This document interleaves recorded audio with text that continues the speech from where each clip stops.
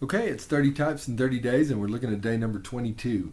Let's look at Exodus chapter 16 today, because Exodus 16 is all about the manna that God provides for his people, Israel, while they are wandering in the desert. And this manna comes down for them every day from heaven, and they go out and collect it. Each individual person goes out and collects for his personal day that he needs it, he or she needs it, and then God gives them exactly what they need each day. Jesus is going to make a big use of this particular passage in John chapter 6, which is such an interesting passage because he's talking all about manna and how it really relates to him, how he's the real bread that comes down from heaven and sustains everybody. The people make a connection to manna and how God gave bread for people to eat from heaven, and why doesn't Jesus do that? And Jesus begins to say he has, and it's me.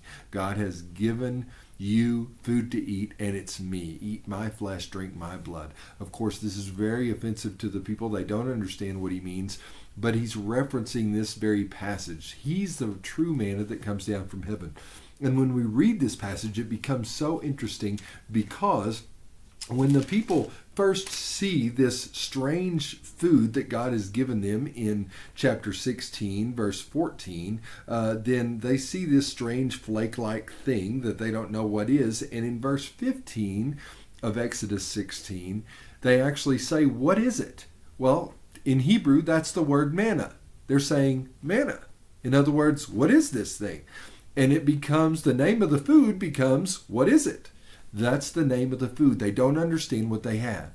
Then we go forward to John chapter 6, and all of a sudden we make the connection. When Jesus came down from heaven as the food which would sustain people forever, people did not know what they were looking at. They looked at him and said, what is he? What's the big deal? Who is he? The story of manna is telling the story of Jesus. You may not understand him, but he's exactly who can keep you alive, and he will sustain you every day.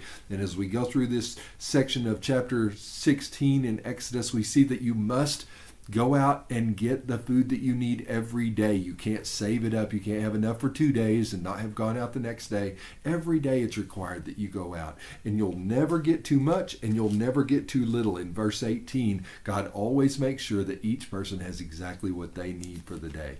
And it becomes the way to sustain themselves all the way through the wilderness. Beautiful pictures for us to see ourselves in this. This is how we're sustained in this world. Daily communion with him. Beautiful, beautiful. Talk to you more tomorrow. Thanks.